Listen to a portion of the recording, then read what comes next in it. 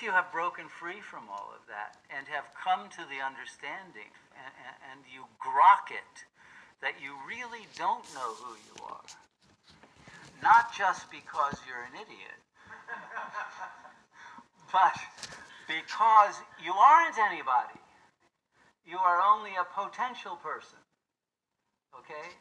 And you don't have to become an actual person to satisfy anybody's demand or desire.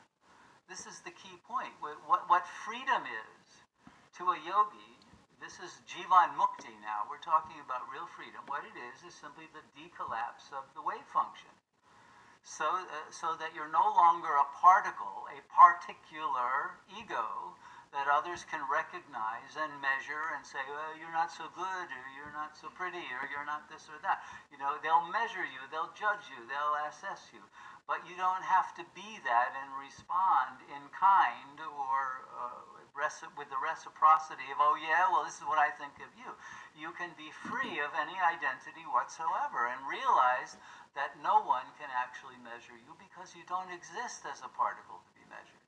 And you don't have to give in to showing up as if you are one for anyone else. That's not written in the Ten Commandments anywhere, that thou must become the particle and give up the wave function that you are. We have to write a new set of commandments here for quantum religion. God forbid. But in any case, God forbid. Well, I don't know.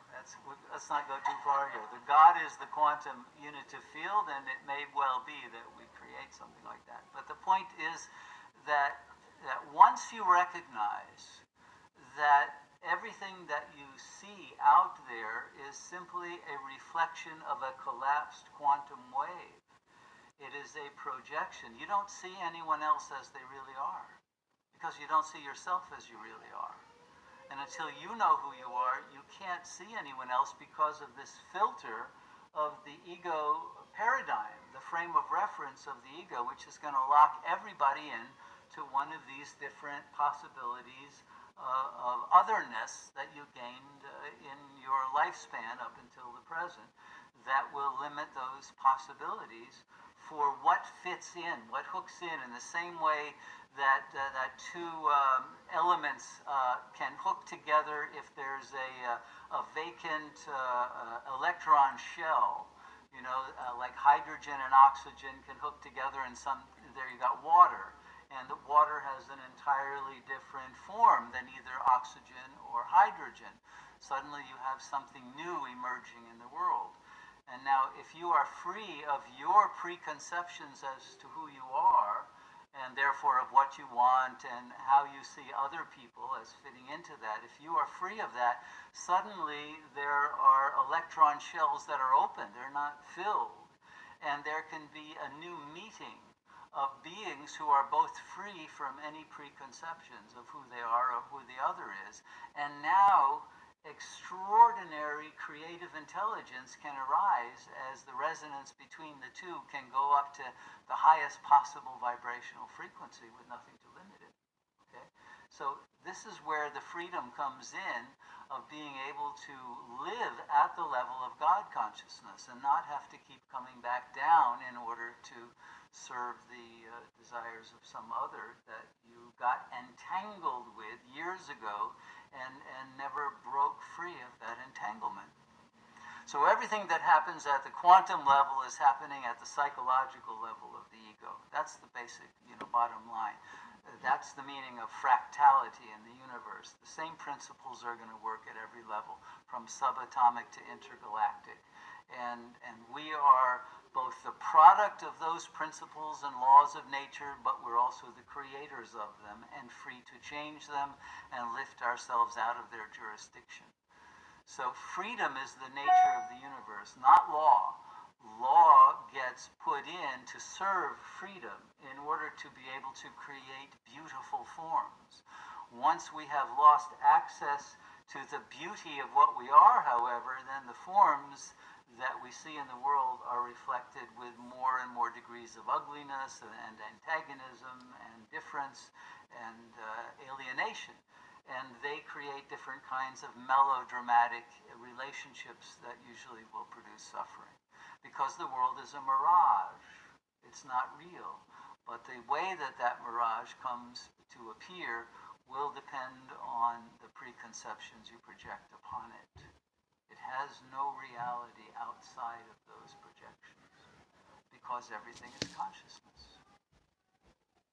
Okay, so I'm winding down my rant now, and I want to come down to the bottom line. If we want to be free of the ego and its patterns of suffering, all we have to do is stop producing the measurement, the observation of the ego through the continuation of observing its thought patterns. Right? That's how the ego remains in place as a seemingly active agent that controls our destiny. It stays in place because it is simply made up of signifiers that are thoughts in the mind that get produced automatically once the ego image is installed. All the things your parents called you will come in your mind. I'm a brat, I really should not be doing this, and etc., etc. The same kinds of thoughts that you're having were the ones installed in you with slight modifications years ago. And they have remained there because they are constantly being observed by the superegos. And as long as they are observed within the mind, they're going to continue to function as the ego particle radiation would have it. So, if you eliminate the superegos by recognizing they are not real, they are fantasies, and you stop producing thoughts, even for a very limited amount of time, and you remain in silence, you will be free of the ego's frame of reference, and you will be able to discover who you really are.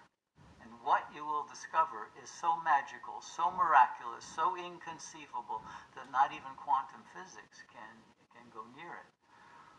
But we're talking about realizing that you are the source of everything that seems to exist.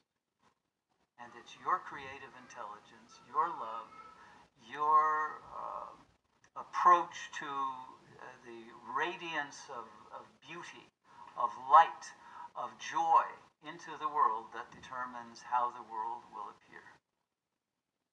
And so, once you understand that, you realize that you have not only the power, but a responsibility to uplift the world simply through the cutting and the decollapsing of whatever wave functions have held you in bondage. And your freeing of yourself from the wave functions, because they are projected out, actually has a huge impact on freeing everyone else from theirs. Because we are all entangled. We are all interconnected as a single consciousness. Therefore, when the thread unravels with anyone, it starts to unravel with everyone. Whether those people are here or 1,000 miles away on the other side of the earth, or wherever they are in the cosmos, because all consciousnesses are connected, entangled, and ultimately a unified field. So once you understand that quantum physics is consciousness, and what physics has discovered is true of you psychologically, you are able to free yourself from all of the bondages that your mind tells you you can't get rid of, because the mind doesn't know anything. It's just repeating automatically what it learned from that original frame of reference. It's not present. The thoughts in your mind are not your thoughts. You can watch them. They come up automatically, even when you don't want them to, right? That's why people say, I can't meditate. I can't stop thinking. No, not true. You're not thinking in the first place. But you're identified with those thoughts in the mind. Disidentify and the thoughts will stop coming pretty soon. They will be extinguished. You keep them alive because you think they're your thoughts. When you realize they're not, they have no way to keep on coming because there's nobody who wants them anymore. And once they stop coming, then what is there? Emptiness. This is what the Buddhists say. But emptiness of what? Emptiness of illusion. Because all of the illusion disappears. But there is, at the same time as the emptiness of the illusion is recognized for what it is, the fullness of the creative power that created the illusion in the first place is revealed.